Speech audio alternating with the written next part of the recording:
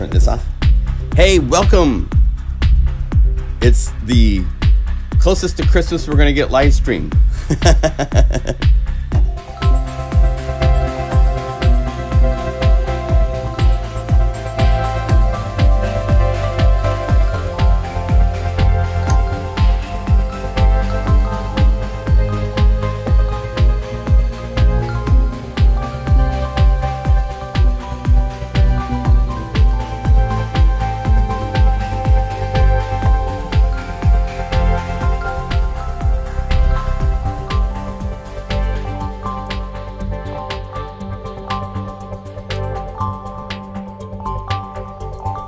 Let's see, what mix do I want? I want just the hi-hats. There we go.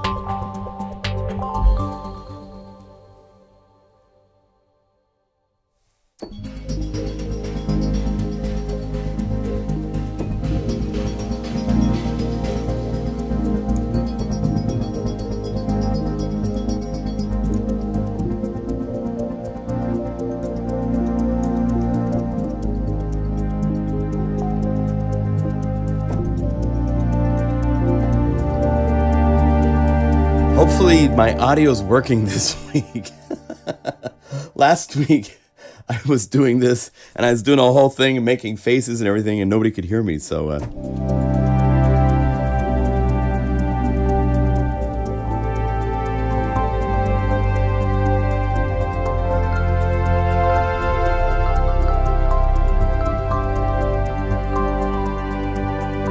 we are playing with a new library. My favorite time when there's a new library just out. It's like a new kid has been born. And this was definitely a birthing process, let me tell you. Oh my gosh, but this is Magic Motion.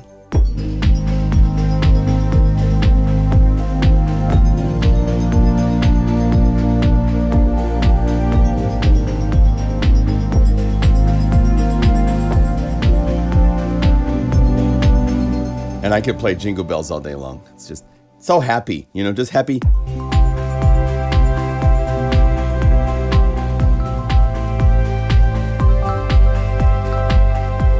Just happy. There's no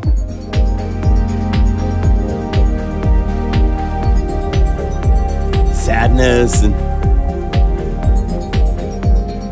it's happy. So anyway, I hope you all are doing well. Oh, good. The audio is groovy. Good. Good to hear it. Welcome. My name's John Limcool. Welcome to a new live stream. I should do a little bit of promotion. Let's see if I say new window for here and get this set up. I'm going to try a couple, you know, let's see. Don't show. I have also some Christmas suggestions for you that are not the same suggestions that everybody on YouTube seems to be suggesting. I have some out of the box things that are maybe something to think about. So those are coming. I'll tell you what. I'll give you one suggestion now because this is maybe one of the coolest Christmas gifts you could get. Because if you don't have a fast hard drive on your computer, working with music software is slow because so much is based on loading sample data. And so here, I actually have to go over to Lightroom because I took pictures with my phone. I'm so organized these days.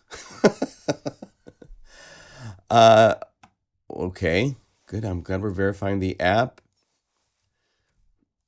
Okay, let's go over here and what I'm going to talk to you about is a portable, hard drive, a little SSD hard drive that, believe it or not, all of my music software and stuff exists on this little hard drive. It's an NVMe version 4. You don't want version 3, you want version 4. I have the box here somewhere. Where did I put that here? You need a combination of an SSD enclosure, and then you need an NVMe SSD, and it's not here because it's in this. But this makes so much of a difference that this should be like the premier thing you ask for Christmas. If you don't have a fast hard drive, if you sit there and you go to load something like Keyscape, which is famous for having massively large files, and it takes, like, we go Keyscape, right? And let's load it up and check this out. Normally when you're loading one of these, right? And one of these, like the C7, and you load, and then this preview just takes like forever to load everything up. It still takes a long time. It's not overnight fast, but this is like easily half the speed, if not faster, to load up all of the samples.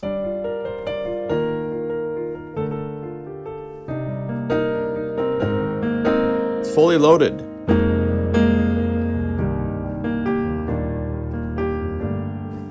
And Keyscape is another thing. If you don't have it on your list, especially since they added the double felt, look how fast it loads the double felt. It's just like zoom, zoom. So fast hard drives makes the rest of your year a pleasure. Trust me. And if you have an Apple Studio or an Apple M1, one of the little Mac Minis, I just got this. I love this. Bang around, hit me in the head. I just got this enclosure. I actually haven't even used it yet, but it's this kind of a thing. And let's see if I can, oh, I got screws holding in place. Inside of here is both a fast SSD NVMe drive, as well as just a, was it like a half inch fast hard drive, 7,200 RPM hard drive. So I have 8 terabytes in here, and this was about $600. And this can go underneath your computer, and it's 2 hard drives. And if you've ever started to, like, I've got hard drives hanging out all over the place, it makes a big mess. You've got connectors on the front, you've got connectors on the back. Hard drives is one of those things that have come down in price. So it's not, I have hard drives I spent $3,000 for 25 years ago.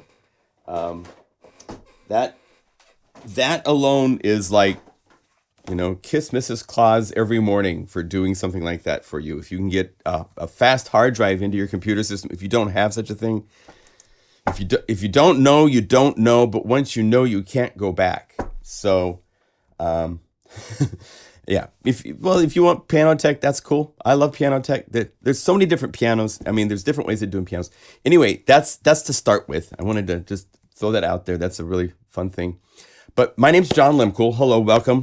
This is our weekly live stream. We do this every Saturday. I'm not going to be doing this next week. I'll be in Idaho with my mom and dad. Send a little prayer their way. They both have COVID right now. And they're trying to get through that so that they can get healthy so we can come visit them. So I hope it all just works out, because I'm getting a vaccine later today so that I'm fully vaxxed before I get there. But they got COVID a week ago. So we always get worried when someone in their 80s, and they're both in their 80s, gets COVID at this point and state, even now with Paxlovid and everything, it's still a concern. So anyway, that's one of the Christmas gifts for you guys. But anyway, I have a website, pluginguru.com. I have a plugin called UniFi I have created in conjunction with Shane, who you can see in the chat up here. He is this wonderful Canadian, dearly beloved friend of mine that has written all of the code for UniFi, and UniFi is our host with the most. It's a host plugin that loads with I think it's over 75 plugins now. I went through and I actually counted all the instruments, all of the MIDI effects that we've created now is quite a healthy. We've now got all of these CC Mapper, CC Sender, and thanks, somebody from Florida calling. Great. Polybox, Jitterbox, all these really, really cool MIDI effects that we have developed, Shane has developed, that I've helped him think up the ideas and so forth. All of these audio effects that are installed, some of these are commercial but free. Like Chow Tape Model is from what's his name? Jayton Chowley, I believe is his name. Wonderfully incredible friend, developer. I've never met him. I hope to meet him at some point. But that's here. We also have inside of UniFi. So it's a host, but it comes with all of these plugins. There's a data bank of like 3 gigabytes of samples. And with that, we can make really cool patches. I've just released a new library which adds 1 gigabyte, like 1.6 gigabytes of new samples in the topic of magic motion. So it's really, really cool things that have motion to them. I love, let's get this. One thing I love with UniFi is if you have big names, you can click in the column and resize it, which is a wonderful thing. But it's basically, this is a chime bell. This is one of the instruments that I sampled for this library, which makes just a really wonderful, let's see, what can I play it with? I'll play it with this. Oh, that's a little sharp. I put my drumsticks away. Oh, we can use this. Right? And so I sampled that both as just the chimes themselves so that you can play anything that you want. Here's the chime bell velocity switch. There it is sampled. Play across the keyboard. But I gave this library its name before I made any of these sounds. And so the idea was to try to think of things I could create that conveyed motion. And so like, there's one note. And then I'm playing just the top and the bottom of these two chimes.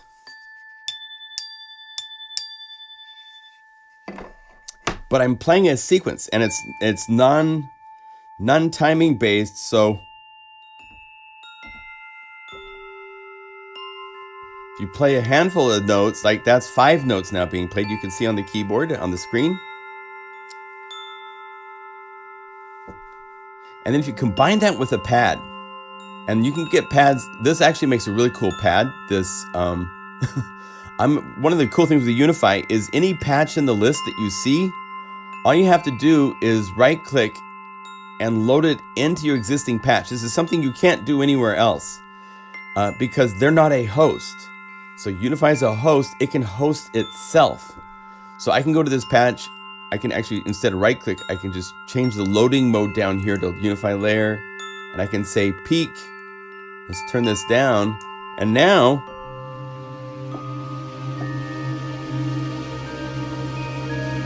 I have a pad, and then you can kind of see where that magic motion kind of element just starts to come in. Add some effects to it.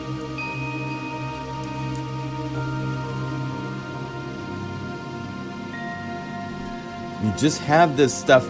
This is one of the slower, sparse ones, but if you go to the list, as you can see, I made all sorts of motion bells. So if you want, you could say fast, hard octaves. And so now it's like,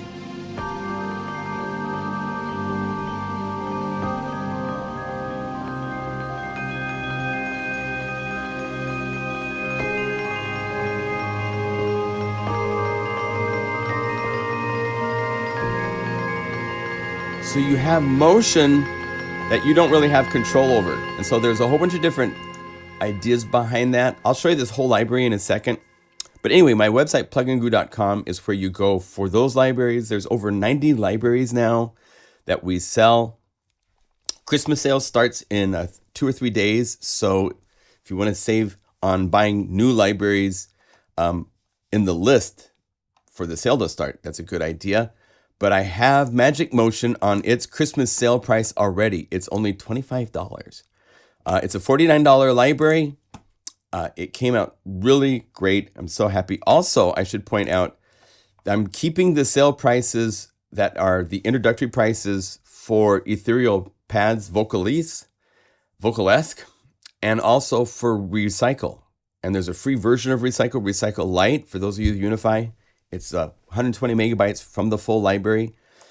So plugandgoo.com is the place to go for all your inspiring patches and get the new library.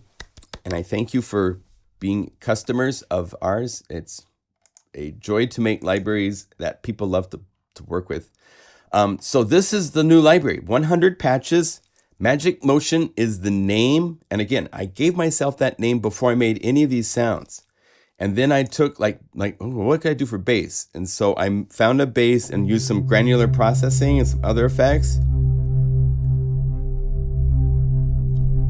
So it's not a bass that just sits there at a static pitch.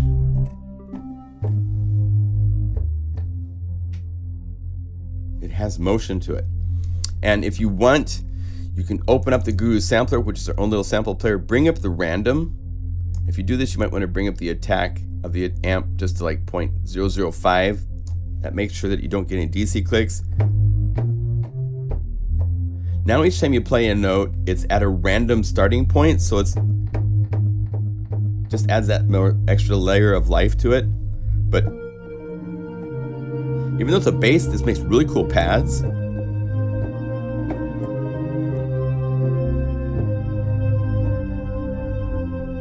Right? So that's really, really fun.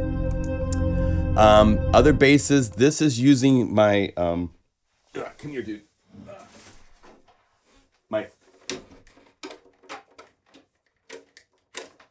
This is using the Novation Peak, which is a really cool synth. And I ran it, another Christmas present suggestion. If you guys want to play with hardware effects, this is a pretty cool one called Specular Tempest for reverbs and shimmers and all that kind of effect reverb processing. So I ran that into Specular Tempest, and then I ran it into some effects inside of Logic at the same time. So it's a cool bass, but it has this cool motion to it. Another way of thinking of motion. And then that's at 80% of the effects in Specular, and then at 100%, kind of really cool, this bass, but it also makes a pad.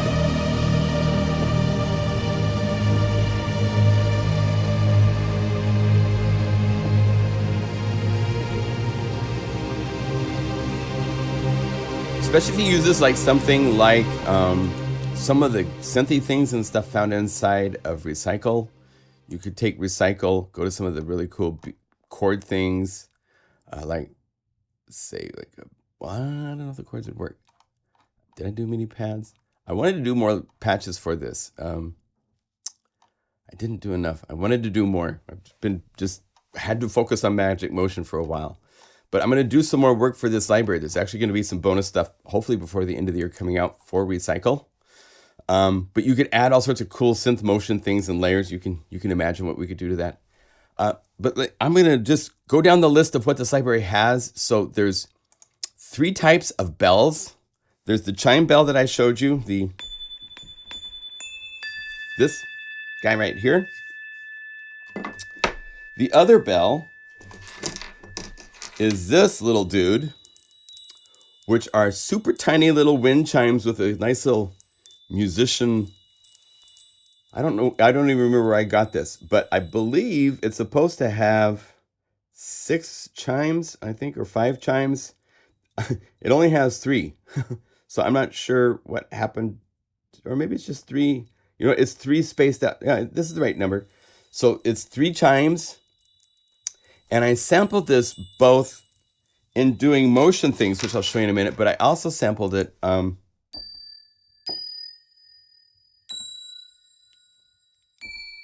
so if you pull back each of these to where you can just play 1 chime at a time, it takes some work to get it to suspend. Now, these large diaphragm microphones, I think it's an octave higher. There it is.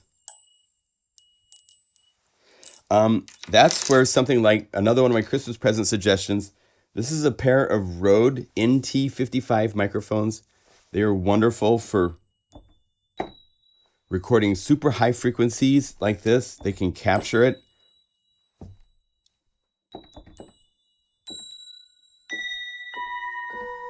Right? So there's set 1 and set 2. Right? And then I played them and had them looping and doing all sorts of interesting things in the motion bells. So this is sparse, but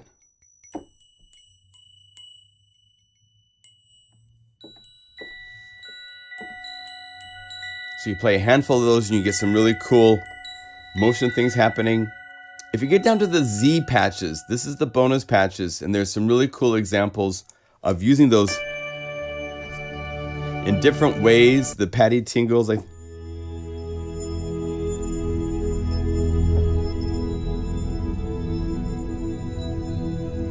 You hear that high tingle stuff that just like, you hear that in a film or something, you go, where'd they get those from? So that's the goal, is to create those types of tingle sounds for part of the library,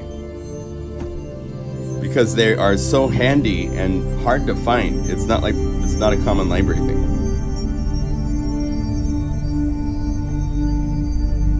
So that's really cool. In fact, there is is it up here? The bells. Maybe it's one of the pads.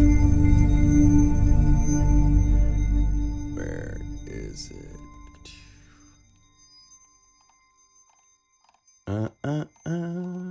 Where did I put it?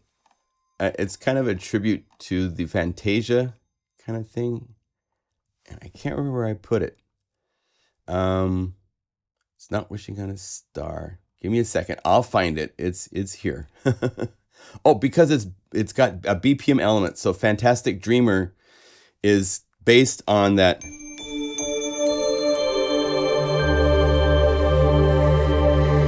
And you can remove the BPM element on macro knob number 3. So now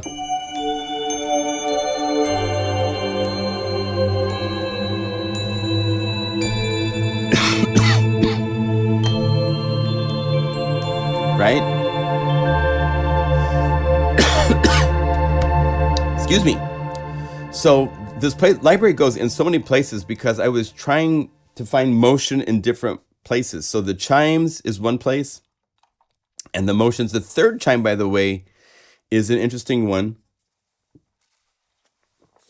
I created that in Synthesis from a really unique plugin inside of Logic called Sculpture. And Sculpture has some really unique qualities to it. Here, if I turn this down for a second and go like that, I should be able to. Because you have the ability to change the quality and the property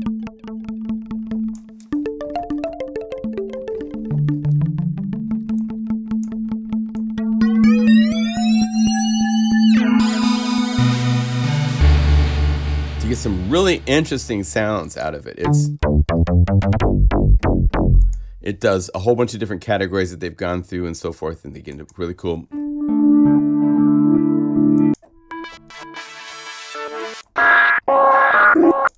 Crazy stuff. The other thing that's unique with this is that it has what's called body EQ, and I haven't seen, this is something that someone should make an audio effect doing, where it has the qualities of all sorts of different instruments as an EQ curve. So as you change this,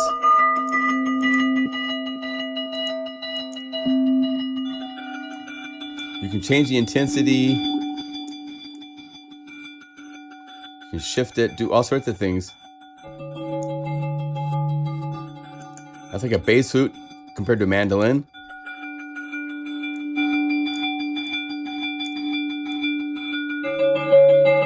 To bring out certain frequencies, and this isn't the best sound because it's really limited in frequencies, but that type of control is really unique. So all of that, plus the ability to have this motion sequence thing happening, you can actually sequence that by moving around. It's really, really cool. So all that to say, I use it in kind of a basic way. I didn't get too carried away with what you can do, but I made a really nice kind of a vibraphone type of a sound. But down low, it's got a cool kind of FMS kind of, even though it samples, which is really cool.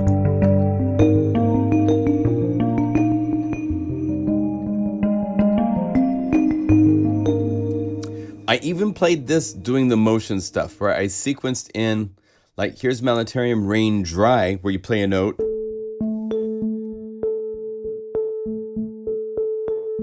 And as you play across the keyboard,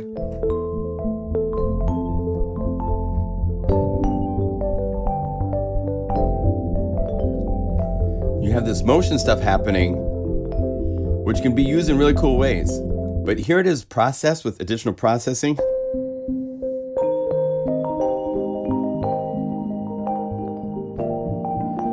And I really tried to break myself of tempo for some of this stuff because there's ways to get that back. If you want, just to show you from this patch, if we go to the MIDI effects and we add MIDI box, if we go to this library, I actually made I've made 10 different MIDI files that have rhythm to them, right? And we could half time this. And then what's fun is go over to the random sample start.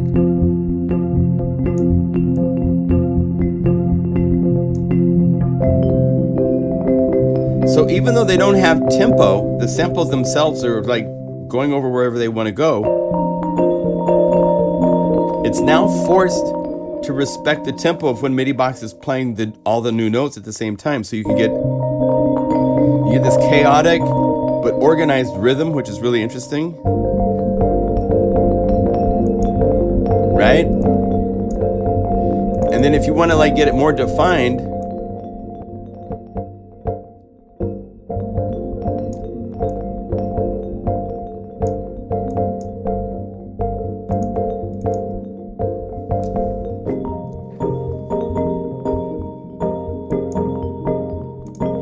and then if we were to go to something like Unichill, let's see, Unichill,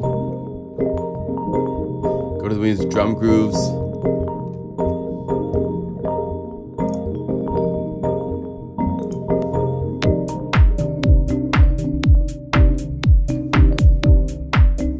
You get into these places where you've got organization.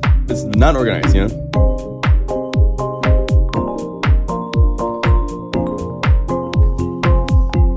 And then if we were to like have all this happening just in the right hand, and let's, just for fun, because I love this library, let's go to ReCycle. There's all these really cool basses. I'm gonna make a whole bunch more of these this week.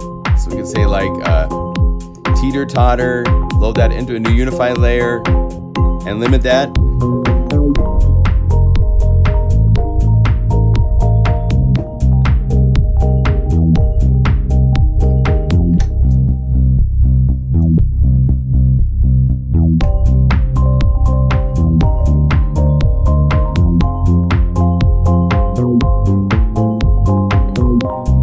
Stuff like that. So fun places to take it. Even though the samples themselves don't have tempo, you can push them into being in tempo. So it's kind of fun. So that's the point. I could save that, but you saw how I made it. If you own Unichill, you can get that groove number 4 combined with Militarium Wet, with MIDI box, with Magic. Well, here, I'll tell you what. You guys want some bonus patches? It's Christmas time. We should be giving Christmas bonus passage to everybody. Well, I'm not going to not recommend something because someone doesn't want them themselves, Michael or Wilfred. That's silly. So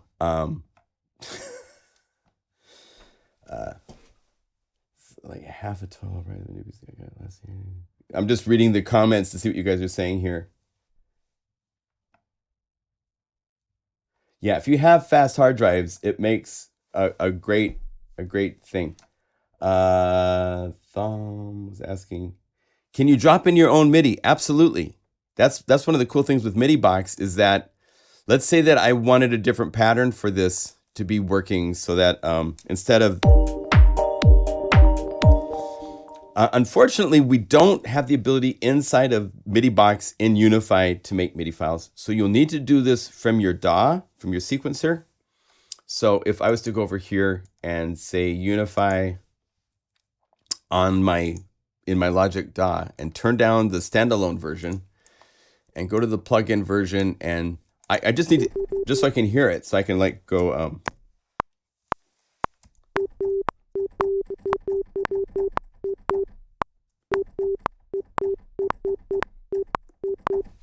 there, I like that a little bit better. So I can go quantize into 3.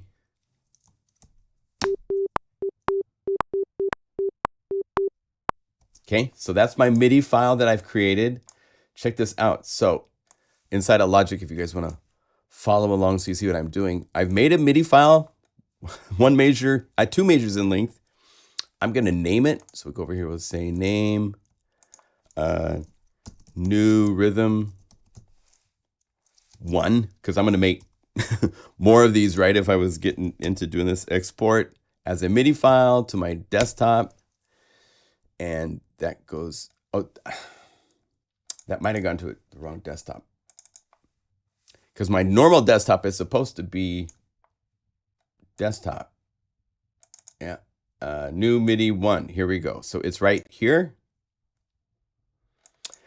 And from there, I can move this back over here because I have the MIDI file. Now inside of MIDI box, all I have to do is click here for loading and go to the desktop. And here's new rhythm 1. Now I have, oh wait. So stop, UniFi here, turn it back up over here, and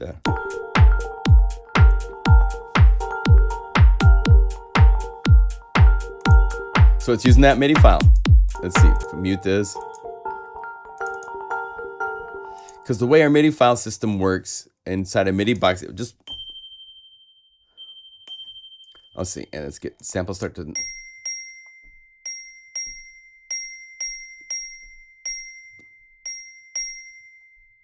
right? That's what my MIDI file was doing. Let's go back to Logic for a second, play it. Oh, you know what it is? I had MIDI box at halftime, right? Because I slowed it down. So go back to MIDI box, instead of halftime, put it to 1-to-1 ratio, and now, there we go. Now it's playing right. I was like, gee, it's kind of like sedated.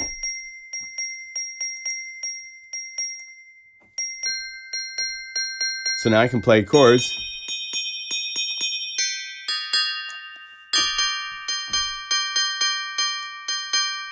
And bring up all of our other groove elements.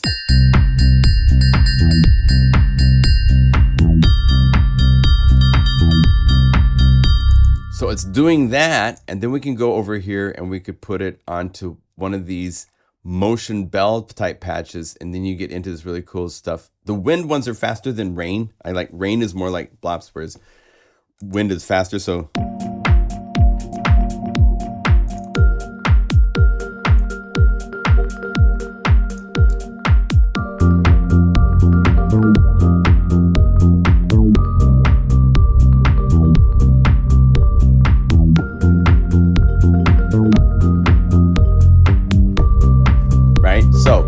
yes, any MIDI file that you create, and it's just one note, all you're doing is you're describing the rhythm that you want this MIDI file to have, and then UniFi is able to take that and play it polyphonically, which is really cool. So you can play chords, whatever you want. That's all coming from just me playing one note. If I was to play chords and stuff, which I can also do, then you can't get into playing chords. You just play one note to do it. For example, if we open up MIDI box and instead of this library, go to something like Mega Magic Harp, there's all sorts of phrases inside of here that I created. So like, you know, it's playing one note. If I play a chord, maybe it works if I selected the right notes for the right chord that I want to play. But if you're playing phrases and MIDI files that you download from the internet, that just be one note and it'll play it. But this chording capability to play chords and stuff is all based on it just being you playing one note.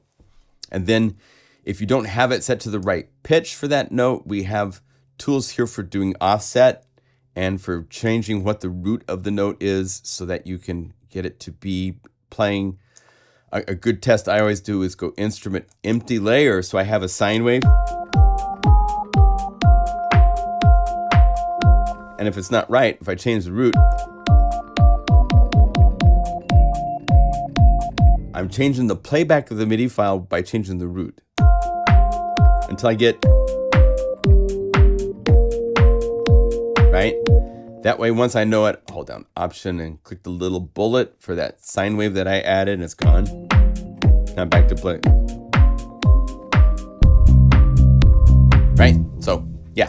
That's how that works. Yes, you can do that. And again, it was recommended to me for these microphones from my friend Robert Dudzik, who is one of the premier sound designers in the world. It's like the best pair of stereo microphones for the money you can get are the Rode NT55s. And I have no problem recommending them. You can look on eBay and find them used in really great condition. That's what I did. I found a matching pair. These guys are, they're super tiny. This is all they are. And the microphone's on the end. And they have a couple settings for the high pass filters and for the decibel, for the sensitivity of it. But these just record so precisely and pristine, especially really things like high frequency bells and so forth. They're wonderful. Okay, so yeah, so after the motion bells, I wanted to do some pad sounds as well. So there's examples here where I used either the peak. I also used some software synthesizers to create where it's playing one note through an arpeggiator that's doing octaves while a filter slowly opening and closing, and then we looped it thanks to Taylor, my assistant Taylor Harris, helping out. So now when you play chords,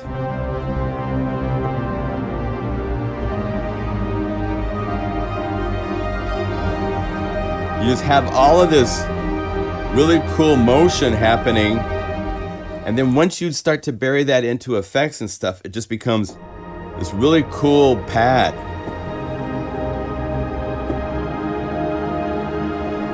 Just amazing. That motion that just becomes a blur, but it just kind of feels like you're doing high speed.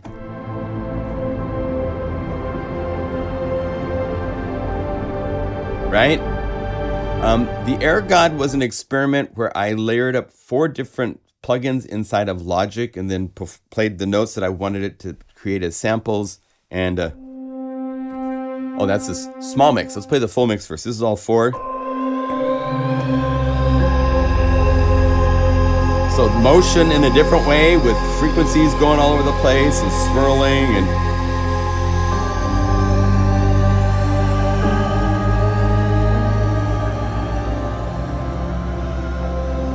it's so cute.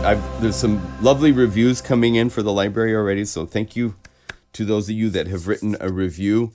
And one of them was like, I played Air God for hours and then sat for an hour just thinking. It's like so cute.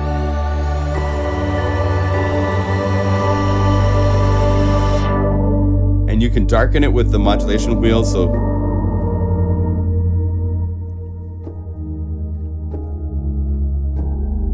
get to this place where you just got just this beautiful.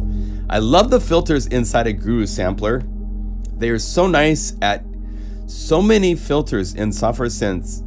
When you get into filtering for the low frequencies, all that's left, they go away and they get weaker. And it's lovely that we have, thanks to Shane picking out the right filters to implement and tweaking them and all that kind of stuff. Just this beautiful, beautiful low frequency when you bring it down with the filter.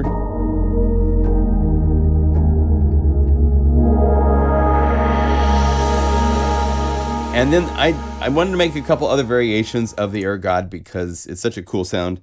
So there's a small mix version, which is just the warm pad.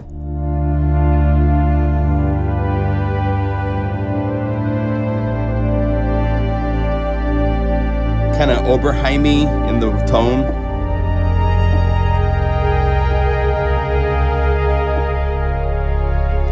Here, it's Christmas. Let me show you. Let's see here. See if I have it available. If I can show you what I did. What did I do to make that? Skippy, what'd you do? Let's see, I might have to go find any file. Okay, let's see if I can find it.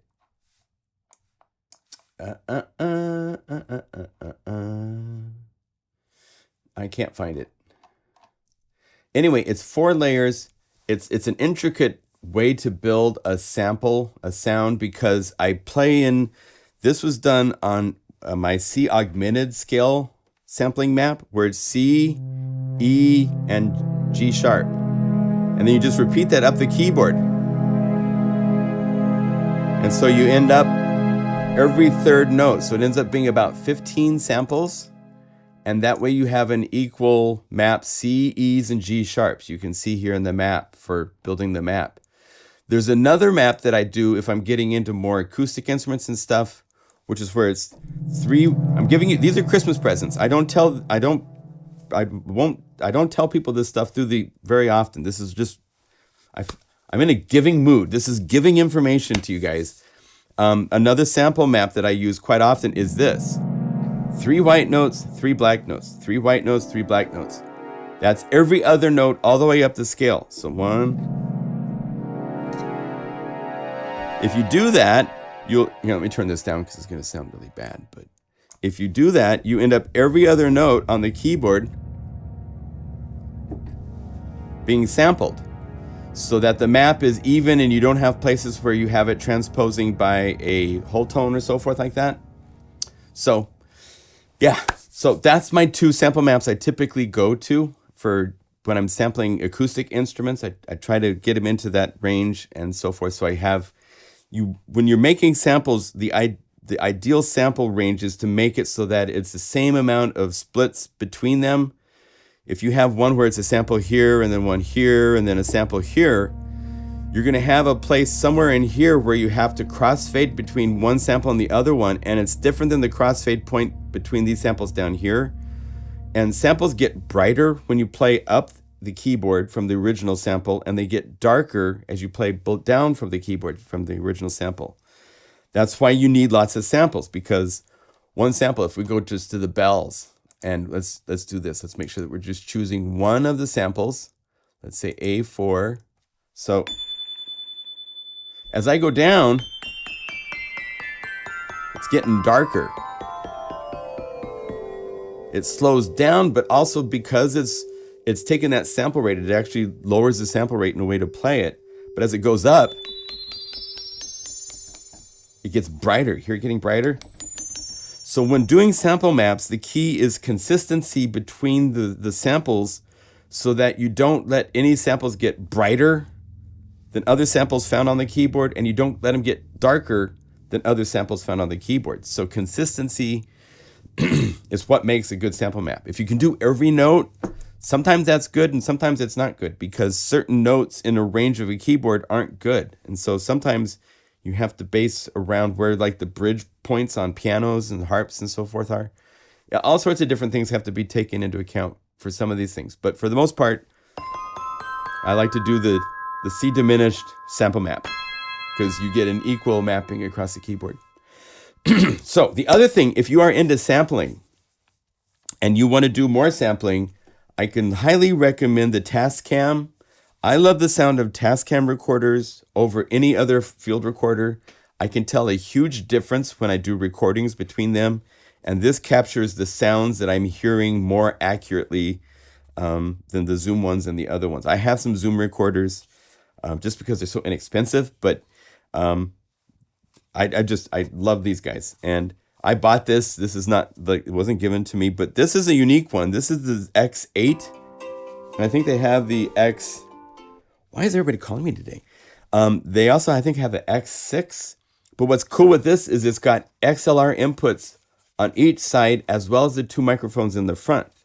So I can be in the field and I can record with 2 pairs of stereo microphones, plus these microphones, all at the same time. So if you're recording a band, you want to go somewhere and record a group, I mean, this is a really, really cool tool for that. It's just got a nice interface. It's got this great big huge screen on it. So when it's powered up and running, it just looks great. It powers up pretty quickly and it sounds really good. It can do 192 kilohertz, I think 32-bit audio.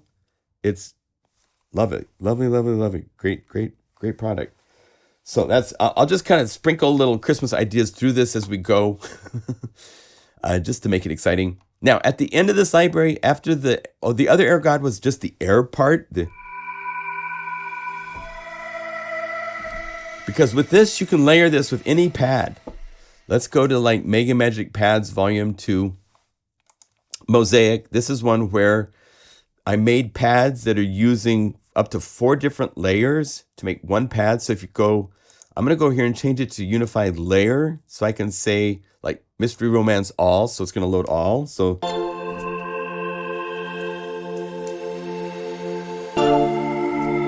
and I loaded the wrong one because I'm down looking at Synth, right? So I'm going to scroll up to Mystery Romance all. And now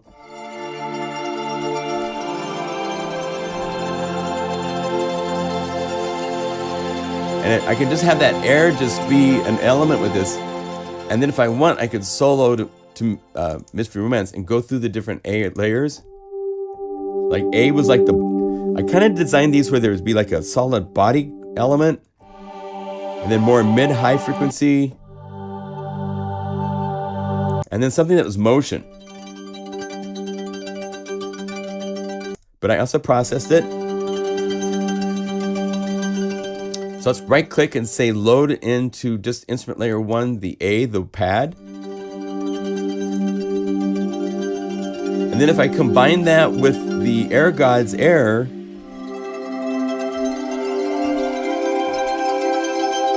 here's without it. So this air component is really a cool,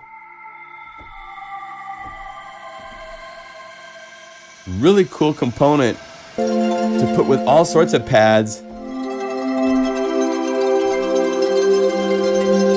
If you want to just give it some life and some motion without it just being like a high frequency thing and just sitting there.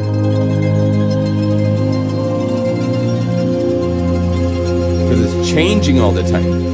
It's lovely that it's changing all the time. So there you go. Am I on? Oh, I didn't want to do that. Come back. Resize. Thank you. And yeah, let's go back to Magic Motion. After that, there was a couple other really cool pads. The Warp Dance is really cool. Oh, I want to just do this as a normal layer. It's kind of a cool unison synth, right? But then I fed it into another Christmas present suggestion for those of you that are into wanting to make your own sound design. I can highly recommend Fragments from Arturia. I love this plugin, Fragments, because this is a granular audio effect that can do all sorts of unique things.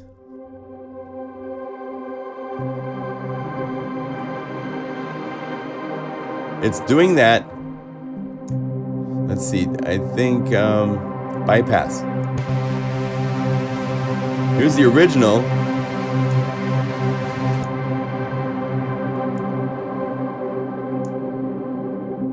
And it has an advanced button which will open up all sorts of modulation controls.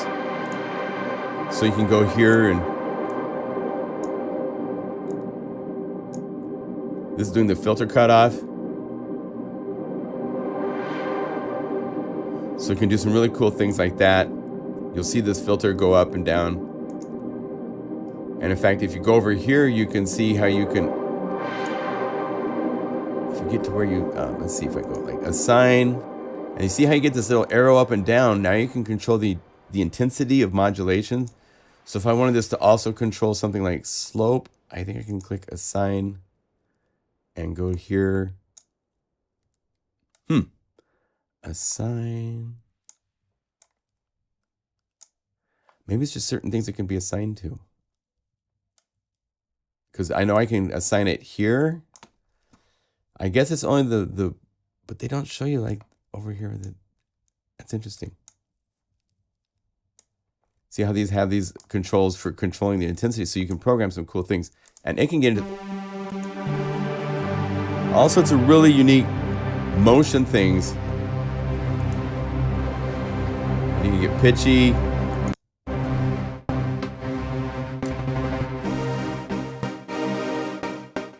So all sorts of, and this,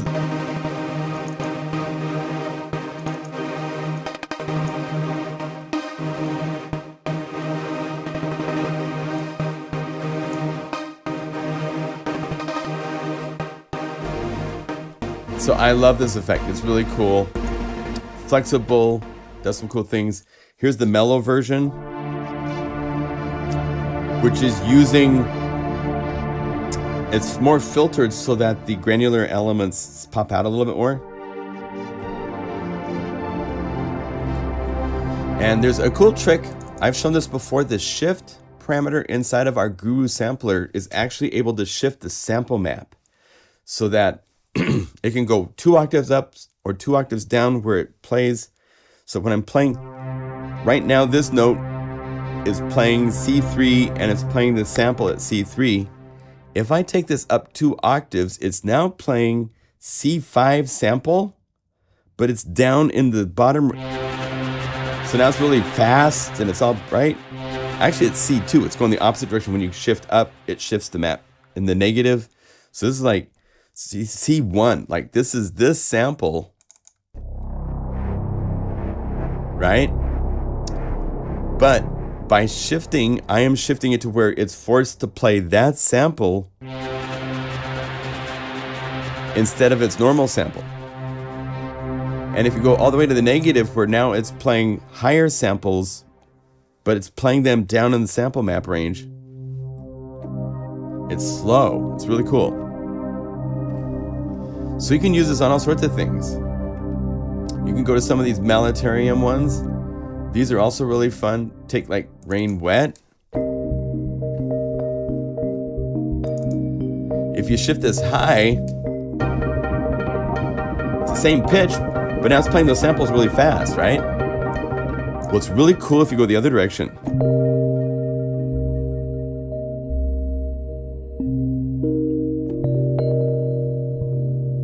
Whole different vibe.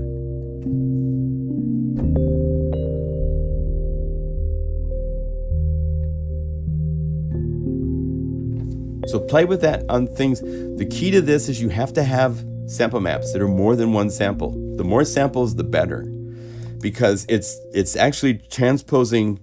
It took a while to explain this to Shane because it's an interesting concept, but we did this back with the Corgim 1 because of the way we could use fine tune, which was different than transpose, and we could like transpose something up 12 and fine tune it down minus 1200 in the fine tune, because that changed the samples, whereas the transpose changed the map for where it was playing on the keyboard.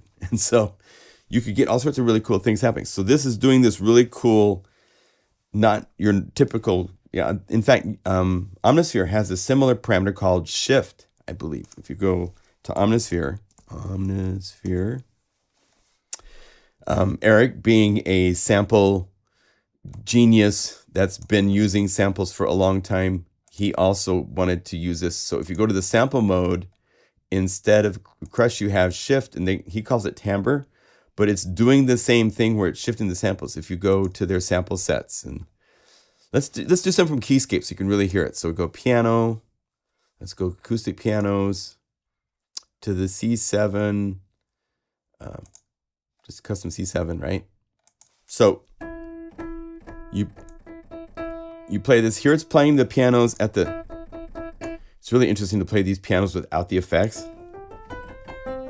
So different than when they have all the compression and everything on it. But here it's shifting the samples. So you can get,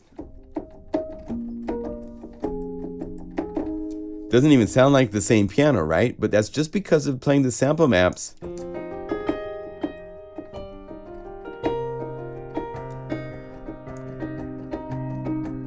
Here, doing this shift. And what it's doing is it's transposing the samples down while it's shifting the sample map in the opposite direction. So it's a technique that's been around for a long time, and it's something that lets you get a lot of miles. We used it on the M1, the T series, and the O1Ws, because you could take one grand piano and make 50 different pianos, and if you took it up like 400 cents and you transposed it -4, so it'd be opposites, that would be a different character than the normal sample, so it wouldn't sound like the same piano, because we only had one piano at the time, right? So let's see.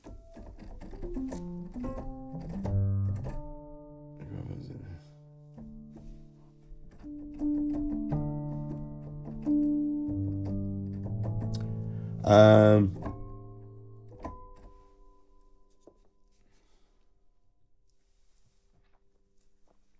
I'm just looking at the chat description really a second. Anyway, so this library has all of this, and then the bonus patches really get carried away. I had some really good fun here. We can start with the basses, and the Z patches are, so up here, all of these that don't have a Z before the names are the original samples. Not a lot of programming. And if there is programming, it's stuff you can remove. Like sometimes I would have reverb on the sounds in the patch. And you can just bring down the reverb knobs if you wanted to. But for the most part, these, I just want you to have the samples in their dry state to work with. Because there's nothing like getting a synthesizer.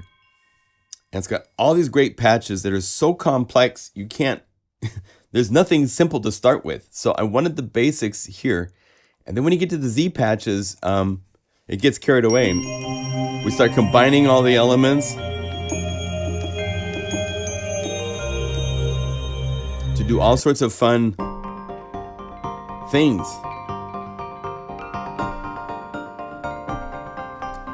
This is another example of MIDI box playing the tempo.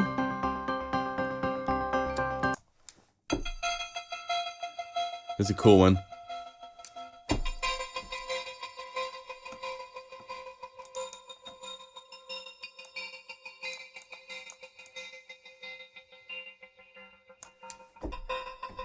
Oh, by the way, I don't know how many of you guys follow Rhizomatic, which is Brian Clevenger, and he made Plasmonic, right? Which is really, really cool synthesizer. He's teasing that he has something coming soon. Let's see if I go over here to my mail.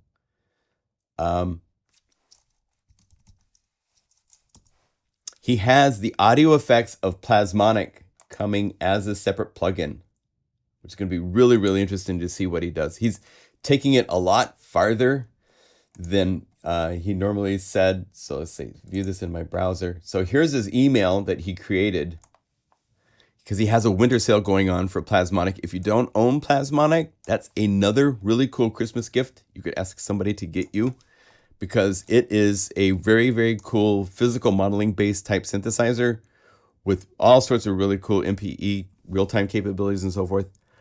But along with this email, before this one, he sent this one, which says, coming soon, a massive multi-effect plugin from Rhizomatic. And he actually has a link to SoundCloud. I'll put this into the chat. Let's see, I think I can play one of these.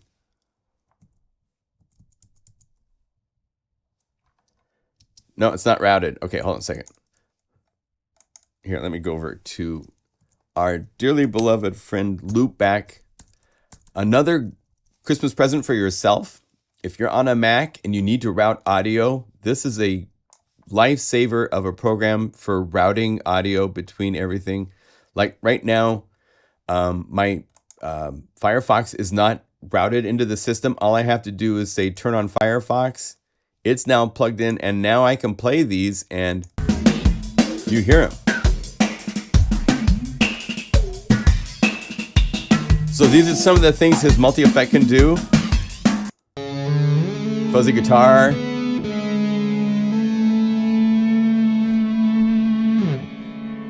Here's a piece of the interface to tease us even more.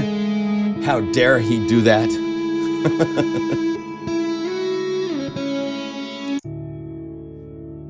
But really, really interesting stuff that he's got working on. So I sent him an email saying, hey, if you need some patches, let me know. So hopefully I can get to play with it a little bit. Anyway, so that's an exciting thing that's coming. But if you don't have Plasmonic, it is on sale. So that's something to look at for new synthesizers. That's an old synthesizer that to you will be new, because it's not like something, a lot of things. I've added...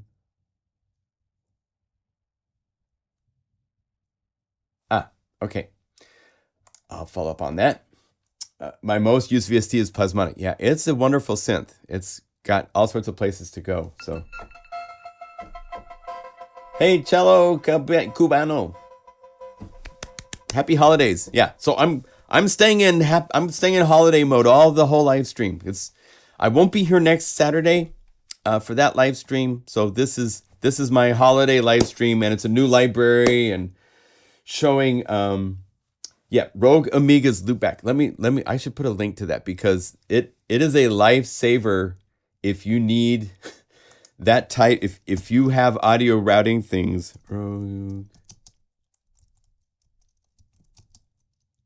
Loopback. It is right here. I guess I have a free download version that's limited in what it can do and so forth. But it's to help a problem on the Mac, which is trying to get all the applications audio to be routed into speakers and configurations that you need, and it does it very, very well. So rogueamoeba.com loopback. I could not do these live streams without it. You saw how easily it was. My browser wasn't playing audio, and just like that, it was. I have Logic. I have UniFi running as a standalone application. All these things are running into OBS so that OBS can pick up the audio right here of everything that's playing as I'm feeding the live stream. Maybe to my side of my face a little better. Anyway, so, one more thing while we're here on this part. Where is it? If you do live streams, if you want to get into doing this kind of stuff, one thing that is really important is the getting of the camera HDMI signal into your computer. And a lot of the interfaces and so forth have an HDMI output. They don't have an HDMI input. So Blackmagic Design, their Recorder 3G is powering my room. I have a separate Blackmagic, it's called the ATM. I think I can pop this up sort of so you can, I don't know, I don't want to break this so it stops working. But I have a mixer, which is an HDMI mixer. If you want the name of it, it's called the ATEM Mini Pro. And with happy music, it looks like this. And with this, I can go to different HDMI feeds just by pushing a button. I don't have other cameras set up, but sometimes I've had up to 3 or 4 cameras set up. I have, if you have some GoPros or if you have older cameras, you can get a feed going so you can do your own live streams, play your music, share it with your friends. It's really fun. It opens up the world to where you can share what you're doing, small scale to bigger scale and even bigger scale. You know, some of these guys that do their game live streams, they got, so many people that the chat is just a blur. I'm actually glad I don't have that many people because I like being able to see what people are saying and we can answer the questions and kind of stuff like that. Sound particles, NDVST, in case you didn't agree. Did you ever use sound I don't think I have sound particles.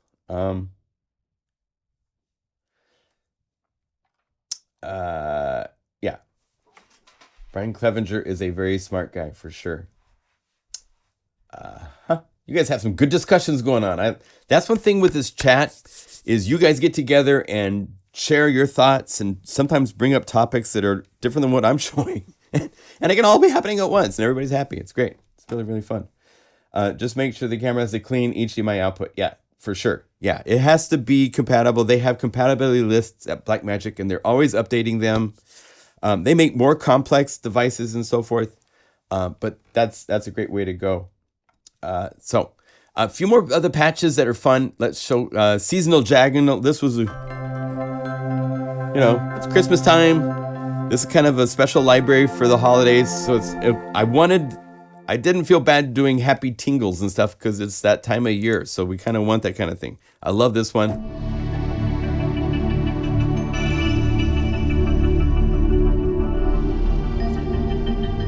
This is another one of those where if you go to the grooves in different libraries, let's go to ReCycle. Let's say we go to like a Street Suite. This probably won't work, but we'll see.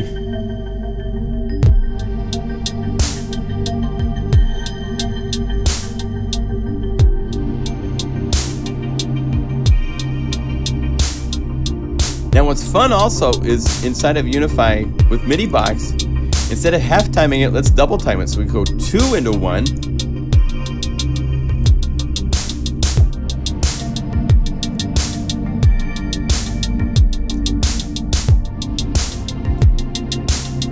And if you don't know, the ReCycle library is kind of unique in that it's all drums from Cycles, which is an FM synth from our friends at, I'm going to forget their name off the top of my head.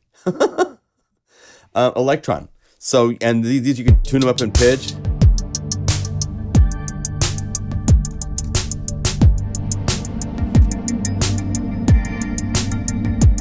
Very, very flexible drums. And so there's 7 menus of drum kits. There's chords. There's really cool basses. And it's one of the newer libraries that's still at its introductory price. I'll keep them at their introductory price until the end of this year. Oh, good. Yeah. It was fun to do that. Magic Motion. Let's see. What else do we have here that might be a favorite? I love the more sparse ones. Actually, let me show you this. I was showing earlier the Motion Bell with the Malaterium with the piano, like the rain. This.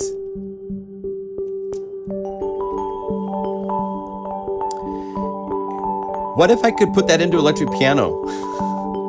I did. Hey, I did, so I can show you. So if you go over here to the Z key, right here, Pillow Talk, let's play it as it calls up.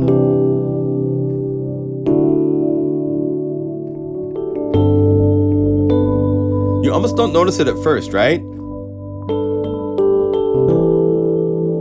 But then as your ears and your brain get used to and it lets the ring out, you start going. What else is in there? So if I mute the electric piano samples, let's kill Pump House because it's doing a little bit of a tremolo effect.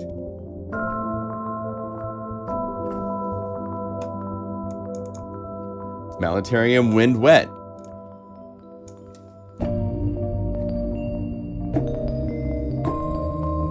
So instead of being bright, I brought it down so that it could just be this like underlying current in the sound.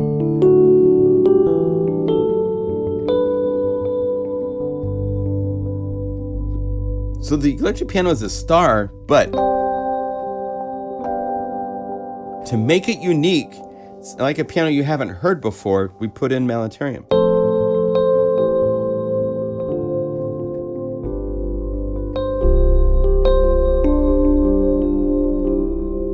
Okay. Now the wind chimes, that really bright tinkle.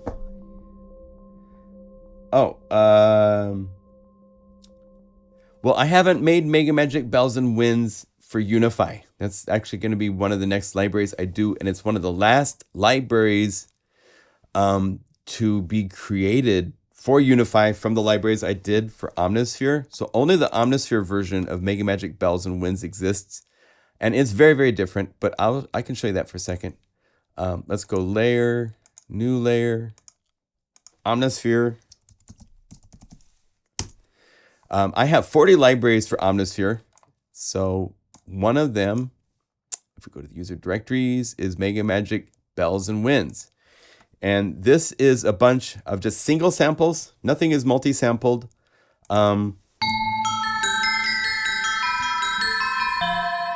Let me make sure I've muted everybody. The bell bar, I sampled that same bell bar, but it's just one sample.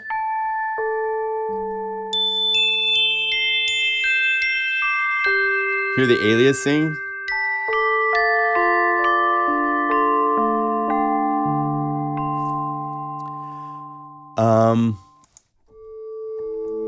I did loop them. I did do some things to turn things into pads and so forth. There's a number of, again, this is also sculpture.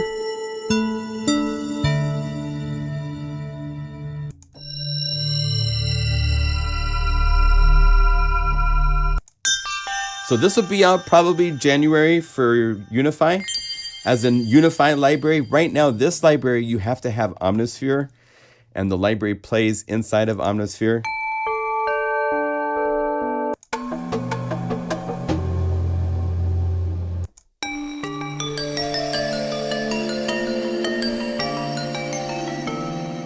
And then there's a bunch of Z patches at the end for this library as well.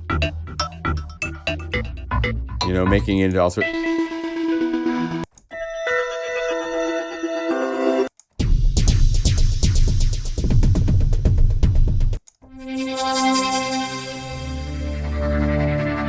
But I think I got into some more interesting timbres and so forth with this library for UniFi, the new one. Both real and, I mean, there's nothing inside of Bells and Winds that can do this kind of stuff with the bell motion. Because I wasn't thinking motion. What happened, we did a session with a friend of mine named Eric Hailstone that played the guitar for Mega Magic Guitars Volume 1 and 2. And at the end of those sessions, I have a big blue tote of percussion instruments. And I said, hey, just run the microphone. And I just quickly played, you know, all those instruments that you heard in that library. So they're very different. Hi, Ian. Welcome. Oh, good. Glad you like the new sounds. Cool. Yeah, so they're different libraries. I mean, Bells and Winds was made about 3 years ago for when those samples were created. How about combining Malatarium with some strings? Yeah, let's do it. Let's do it. That's what the live streams are for. This is where we can combine stuff and say, what if we did this and did that? These sounds work with all sorts of cool things. So if we were to say like the wind, wet, and then let's do this. Empty. I'm going to use a free library just so it's something that you guys can get access to really easy. I showed this last week. This is one of the freebies that's really, really great. Get Contact 7 Player. And then these guys, ProjectSAM, have a thing called the Free Orchestra. And it's lovely. It's a whole bunch of things, including strings and brass. And there's both instruments as well as putting all of the instruments together and so forth. So we say ProjectSAM, Free Orchestra. There's 2 versions. They're working on the second version now. The strings I want are here in the first orchestra. So we can go over here, say like the Sordino violins and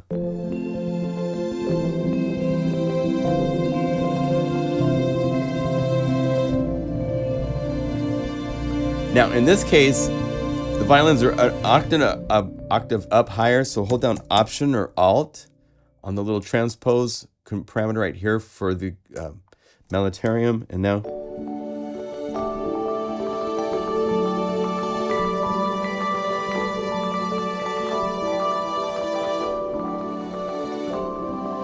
And then the real fun way to use this library is to do stuff like this. Go to a knob that's not assigned, right click on it, and let's say we want the full range of instrument from Guru Sampler master level.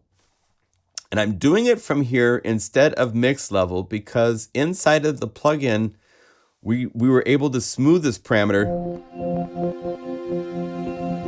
So you could modulate it even at fast rates. And you don't hear any glitchy, clicky stuff. If I stop this, and instead I was to go just to the mix level, check this out.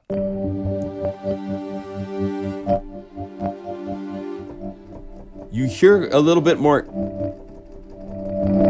you hear the clicking and stuff. That's because the steps of values are not smooth. Whereas inside of the plugin, everything is nicely smooth. Oh, let's turn this back on. Right? So there's another free tip for you. Now, if you bring this to be a little bit more shaped like this, what's fun now is you can automate where you have the strings.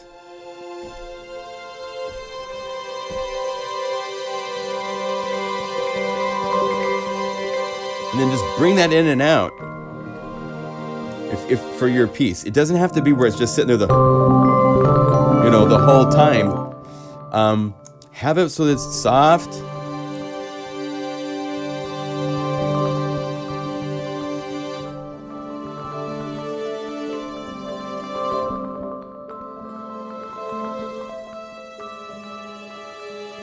And if you want even more, take this up an octave. And then because we're controlling the volume of the sampler, the other nice thing is that means if you have effects on here like a reverb, they don't go up and down in volume because you're controlling the volume earlier in the stream of the river. If I was going like this, here's reverb. Now the reverb goes away, right? But because the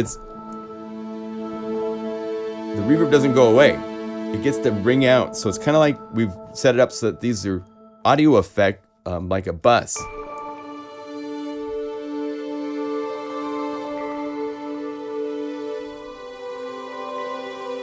And if we made this even a little bit longer reverb and all the frequencies a little bit brighter.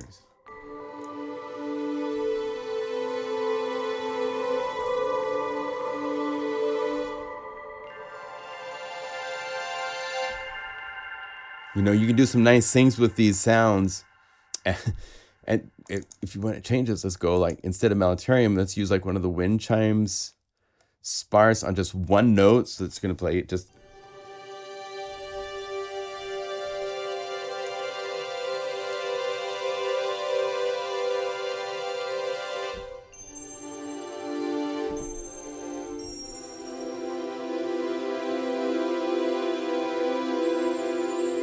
Right? So there's all sorts of ways of using these. But if you don't have it, contact the free orchestra from ProjectSAM is great. I showed it in last week's live stream as part of the free series and stuff like that. Zipping. Yes. So yeah, use the master volume right here. This level is totally smooth because it's in the plugin. When we get outside of the plugin, we're dealing with MIDI.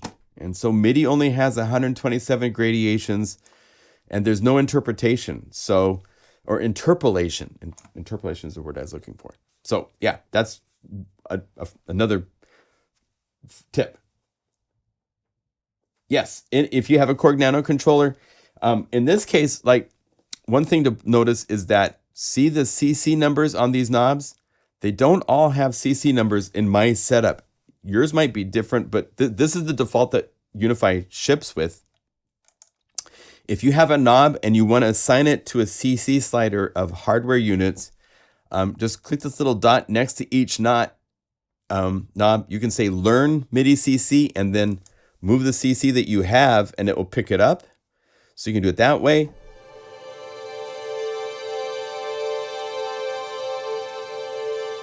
Or you can just go down the entire list of all the CCs that you have, including channel aftertouch, which is a wonderful thing to do because aftertouch is so hard on many keyboards to control. You can actually set up so that you're sending aftertouch or listening to aftertouch. Now it's responding to aftertouch on my keyboard. My after switch, as I like to call it. And you can say unassigned if you want to, so that you can, so any of the knobs or combinations of knobs. And then what we do is inside of each patch, it's going to retain this. This is a global setting for the CC numbers. So as you go through all your patches, these knobs consistently are set up that way. However, there is a way around that in that if you embed any patch into a UniFi layer, now it's set up to where inside of that UniFi layer, the knobs for it are not assigned to any CC. So you can set up MIDI CCs to listen to this that are specific to this patch that will be different in the next patch and different in the next patch and however you want to set it up. So if something is an embedded UniFi layer, then the macro knobs for that UniFi layer can be set to any MIDI CC that you want it to be. And even macro knob number 1, I could set to 106, right? Now, MIDI CC1 isn't changing this. If I had this set to MIDI CC1, then even inside of this embedded UniFi layer, now it's responding. So you can, we'd set it up this way on purpose so that you have a consistent layout so your physical hardware of your, if you're using some sort of controller, is the same and can't be changed. But we did find a way to, if you go to any layer and say, make this into a UniFi embedded layer, Now you can go in and you can do assignments to any parameters. Go to the macro knobs, click the little dot and say link parameters. You can see every parameter that's inside of this layer. If there's any effects, I've got all these effects in here and I have access to all of their parameters, the parameters for the mix and the pan and so forth, as well as whatever instrument plugin or MIDI plugins and stuff like that. It really is God mode. You have control over the entire landscape of what you're working with, which is really, really, really fun. Yeah, so. Is Tim Dale here? Hey, Tim Dale, welcome to the party. Yay, Tim Dale is one of our wonderful contributors. He has many libraries. He's got a library for UniFi that's been doing nice. It's really cool. Good to see you, my friend. So I was going to show you really quickly Silky Piano. This is using the piano, and then there's a nice attack.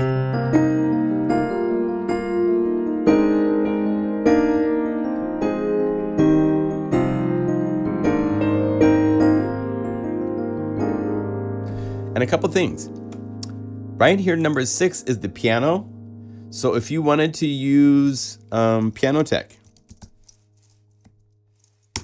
call it up and that will replace that piano. Right? So I'm using this piano with the electric piano.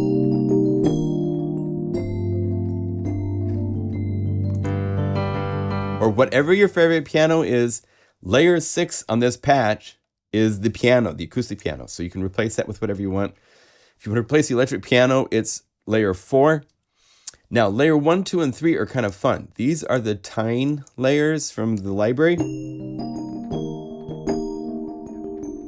Remember how I said Malletarium had kind of that FM kind of sound? So I really played into that for... Took the bright frequencies out, so it's just got that kind of that warm round FM, but it's still just samples. And then this is really fun. This is the wind chime, one of the nodes, right? And because of the frequency content, it goes up to a certain point, and then it's beyond the frequency content playability of the sample rate, and just basically goes away. And so what I did is I picked the point on the keyboard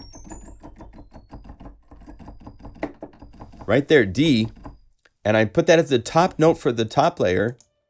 And then right here, I doubled it, and then I transposed it down inside a Guru sampler so that it's only down 12 semitones instead of this one's at 24 semitones. So it's down an octave to start over again, to give myself another range of that sound. So as I play the keyboard,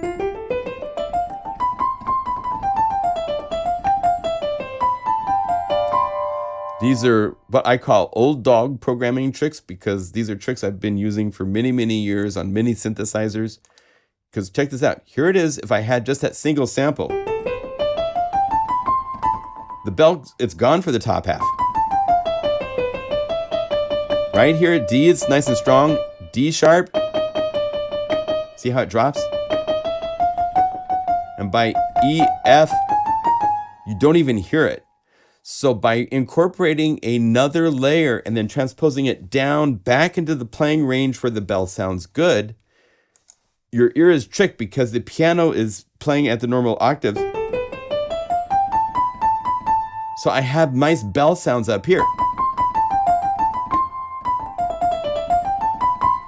If I didn't have that trick in place, it's like all of a sudden the bell pops up at D. And you hear lots of programs all over the place where people don't know this trick, and it's got a range where it plays, and all of a sudden it just disappears. So it's another one of those techniques that I use quite often for...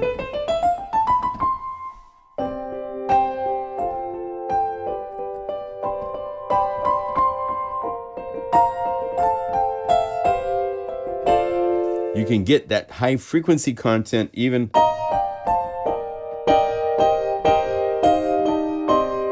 up there.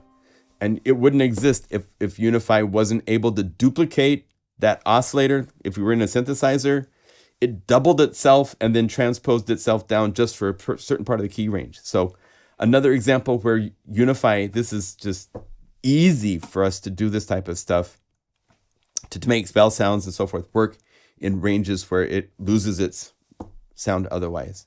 And then Selkie electric piano is really playing into the tine.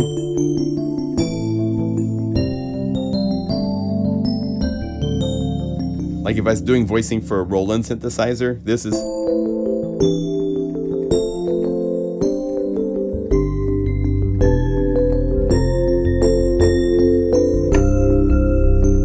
I was thinking very like that workstation just plays without you having to work at it.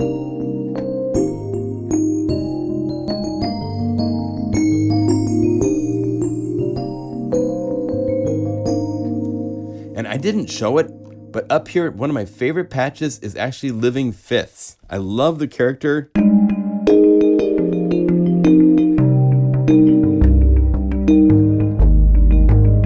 I love these kind of sounds. That low end is just so...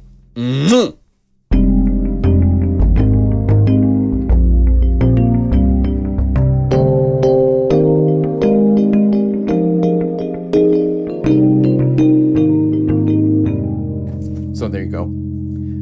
And then there's some other fun pads. There's other fun things like the strings are really beautiful for...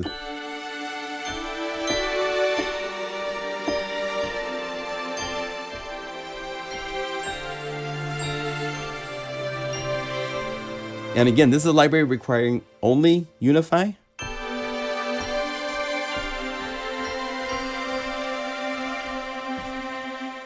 New England Christmas for Thee.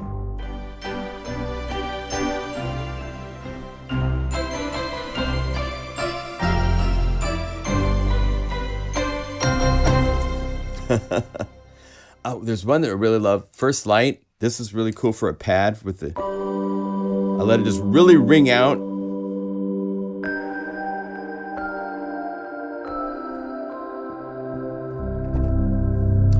If you are a video gamer, if you haven't played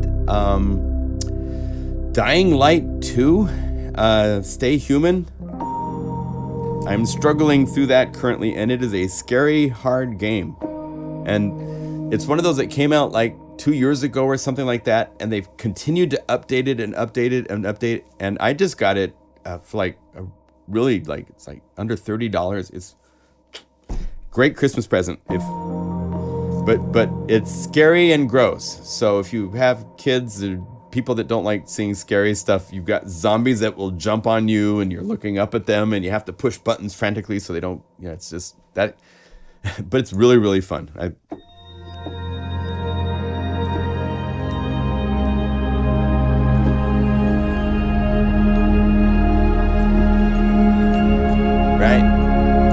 So all sorts of ways of using magical motion.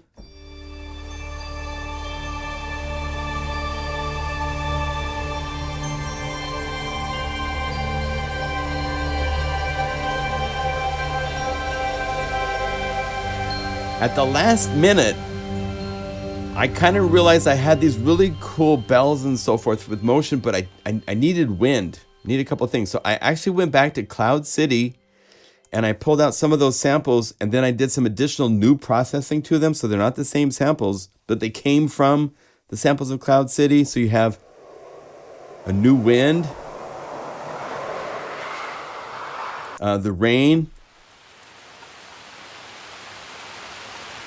The name of the game is Dying Light 2, Stay Human. It's really cool.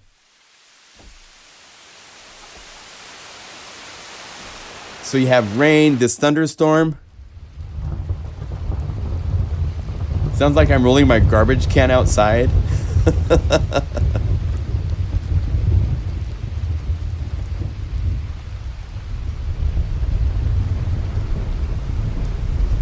So I use those for these environmental. This was really cool playing like octaves and a melody.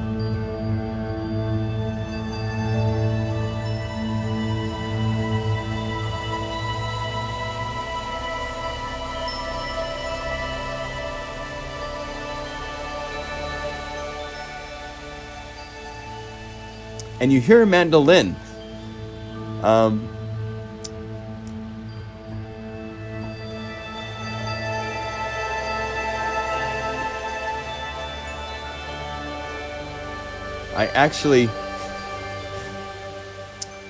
I went on a first date with someone that is a reseller on YouTube, and in talking to her about what I do and so forth before we met, I love to go to Craigslist and find cool instruments to buy and stuff. And she sends me a picture of this. It goes, I have a mandolin I just found. And so I meet her for lunch, and she brings in the mandolin. So we went on a date, and I got a mandolin out of it. So it was really lovely. So this mandolin samples that you hear, I did a kind of different thing. I'm going to sample the mandolin as a mandolin at some point, but for this library, it's a little bit out of tune at this point, but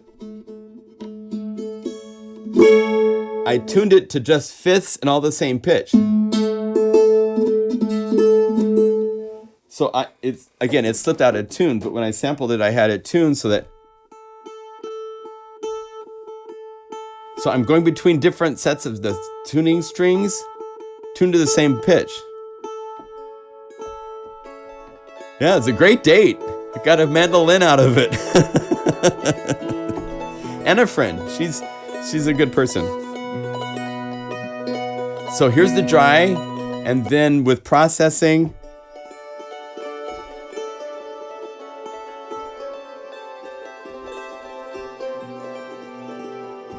and then when you see MM in the name in this library, these are the Magic Motion taken even farther. This is adding, I used Crystallizer from Sound Toys, which is another really wonderful Christmas gift you could get someone because it's a delay that can do reverse delays. It can do octave shifting, pitch shifting delays.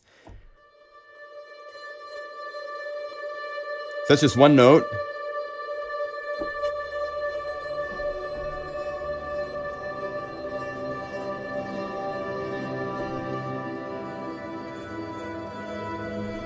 Isn't that cool? And then Flutter Effects we made like 2 weeks ago in the live stream. I kept it in the library.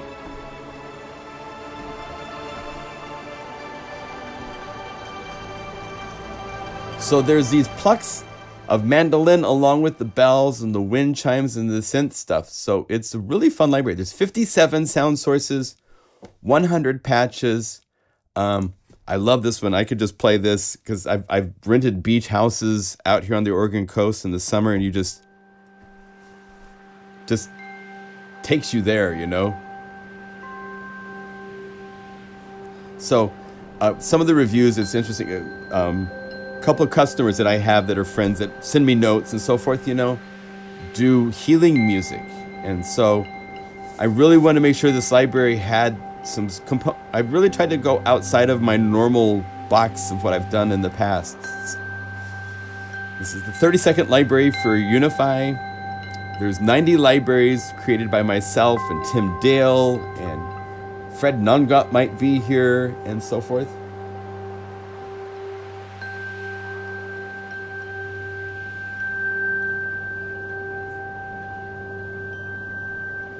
Oh, good. Glad you guys are enjoying the live stream. All right, last couple of Christmas presents to show you guys. It is on. Above me, if you see, let's see, let me go over here so I can see what's going on. See on the sky? I've got a galaxy shining up here. Here, I'll turn it off. It's this really cool little thing called the Skylight Evolve. And I'll try to put, I'm actually going to do this as a separate YouTube video to get lots of people to watch it, so it's not all in a live stream like this content. I'm going to go back. I'll put these all into, probably in the next day or so, I hope to do this video. It's really, really cool. It's programmable. This is one that's got Bluetooth capabilities. So what's fun with this is that you can actually use an app to here, I'll turn it off. Now it's gone. I can turn it on. There's different presets. So I could go over here and here's like Cosmos. So it's going to change. Here's space. And you can't see because I have a lot of lights and stuff like that going on, but the light patterns and stuff change a little bit, and you can program it some.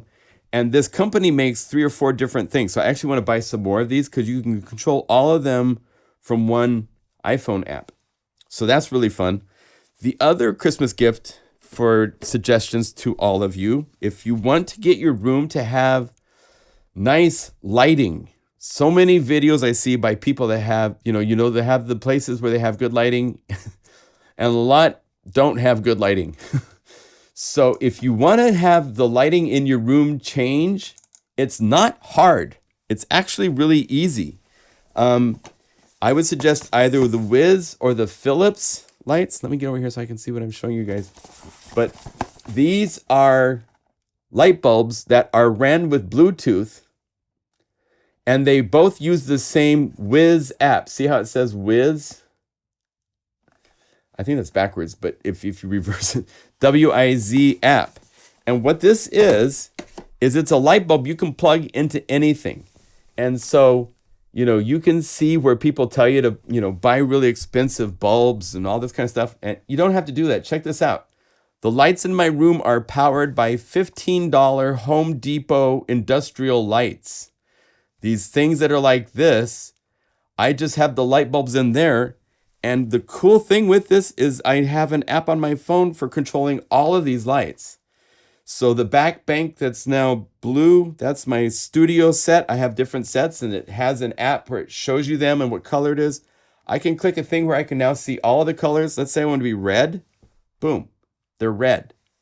If I want to be purple, I can go purple. Boom, now they're purple. If I want to be green, they can be green. They can be any color you want in the spectrum. Make sure you get the ones that say 16 million colors. It has a little thing here showing you the colors. There's also some that just do between warm to cool white, which is cool. But you want these that can do this stuff. And I have these in my bedroom for my lights, so I can turn them on and off from my bed.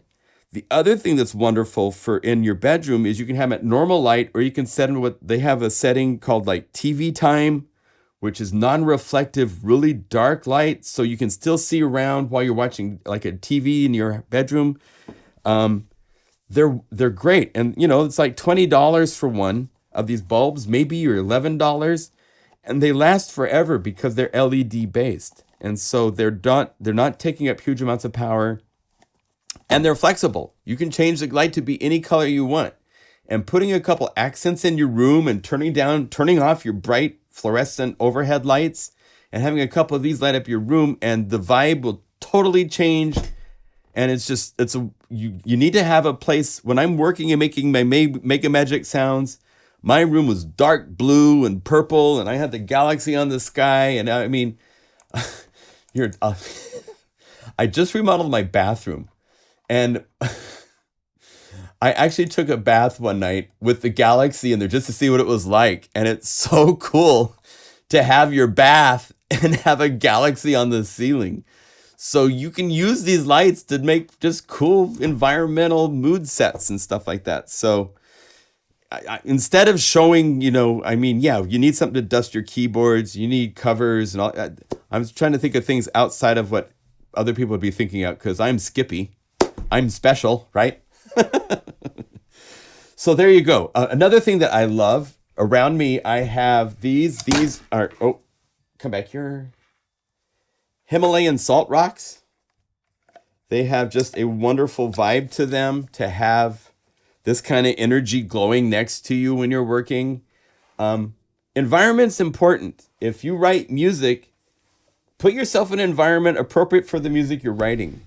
Trying to write really cool, chill music, and you're in a fluorescent room and it's all bright and you have buzzy lights. Just try something different. You'd be surprised how much it can change your mood for what you do based on how you feel from looking in your room. So those are some tips that are a little out of the norm that I think would be fun Christmas gifts that you can ask your loved ones to get you or get yourself, as so many of us do, right? You know, so yeah, Galaxy on the ceiling of your bedroom is awesome. I've done that. It's nice for sleeping. It's got a timer, all that kind of stuff. So yeah, good. Thank you. So Merry Christmas to all of you. It's just crazy. This has been just a wonderful year. I so appreciate you guys being customers and being supportive of our adventure. I'm writing checks to all of our producers and the people that have done stuff. They get their share. I pay royalties to the people that work on their libraries, that I give them the credit. They're earning from what you buy. So you supporting me is helping me support them. And I thank you for that very, very much. It's been a great year. Couldn't do it without you. So there's more to go. There's so many more adventures. I have so many more ideas. All sorts of things are hopefully coming in the future that are exciting. I'm moving next year, so we're going to get to see Skippy in a different place in Idaho. That should be interesting.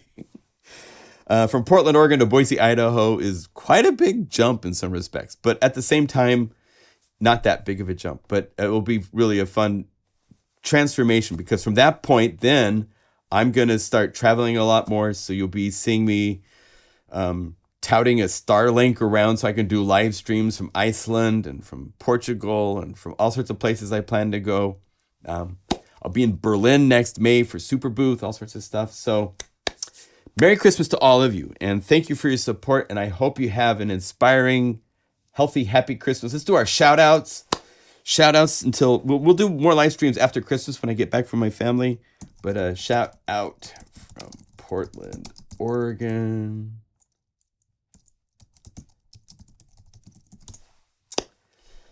Yes, shout-out from Camino Island. Good to see you, Ken. It's great to see. I love that there's like new faces I see each week. And then there's other faces that I see that have been here for years, because we've been doing these for quite a while.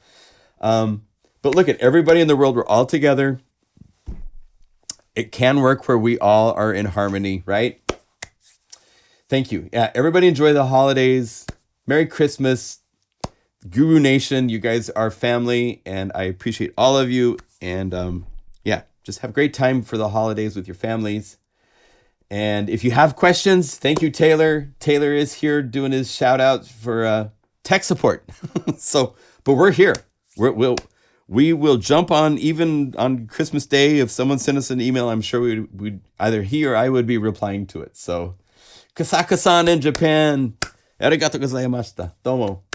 All right. Well, good to see you all. Thank you again for joining. And yeah, thank you for support. And Mega Magic, the Magic Motion library from Cutting Edge is out, and thank you for picking it up, and may it inspire you.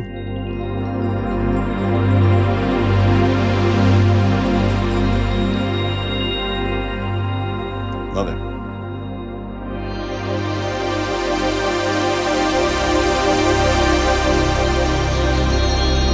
Yeah, we're not messing around with this library.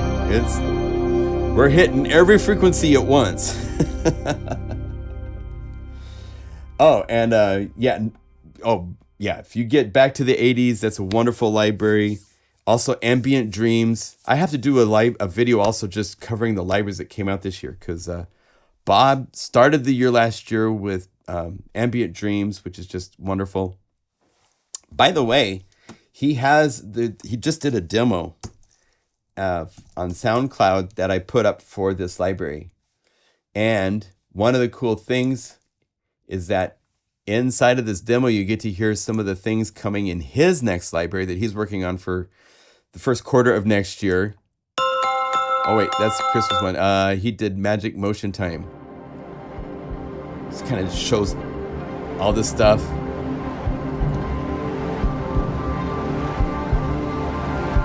You're gonna hear some cool percussion. This drums and stuff are from his new library he's working on. So it's not out yet. It's a preview.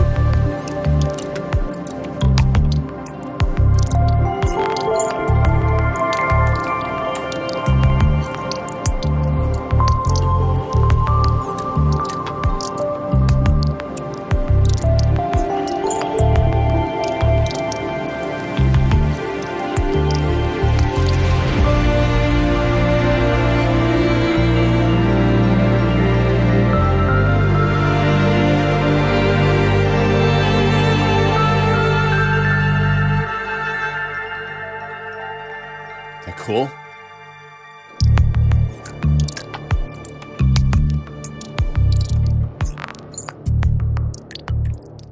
Yeah, so, and I think, let me see something here.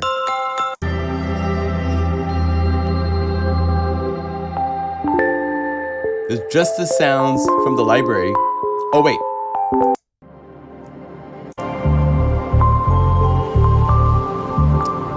So that bass, there's a cool trick. I'll show you this. I don't know if I made this into. I have a bonus bass patch that I've made already. I'm going to make some bonus patches for this library because I like to make bonuses. But if you go to the bass, this bass right here, peak. If you open this up, this is a really cool treat. If you go in here and call up sample C2,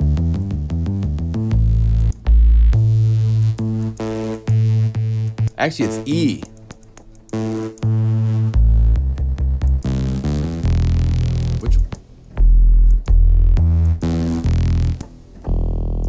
Which one was it? Was it C1? Yeah, if you take this one and then you filter it down,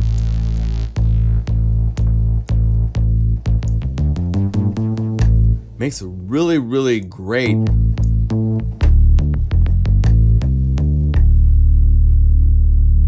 I love the bottom of that. So, and I think let's just see if you filter this.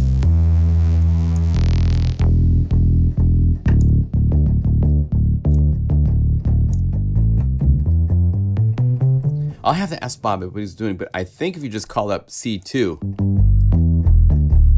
it gets to be a little bit more consistent in the low end. Anyway, I'm getting off track, but thank you again. Merry Christmas, happy holidays. We'll do a live stream after Christmas when I get back. All right, I'll send out a note to everybody on the one last promotion. I guess we got to do this. So Plugin Guru, if you need inspiring patches, please come to pluginguru.com. That is our website. And at the bottom is an option for you to join our mailing list so you can subscribe and be in touch when a new live stream is happening, when the sales are going on, all that kind of stuff. And oh, we also did a tooling this week so that now this looks better. It hovers and you can see the libraries and it doesn't go off the screen and it doesn't turn black. And so thank you to my dear brother Peter in Australia. Peter Needham, he did this website and he got me started years ago with the first website in 2009. If it wasn't for him, I would not be here. So I appreciate him so much. But he helped me a little bit this week get the website to be a little bit more manageable, so it looks great. So I'm so happy. It's a little bit more. We're actually going to next year. We're going to update the website. We got some big plans, so all sorts of stuff in the works. So anyway, if you need inspiring patches. And again, Christmas starts in 4 days sale-wise at the site. On the 20th, last sale of the year starts. So we'll see you later. Have a great week and Merry Christmas to you all. And to you all, good night. Bye.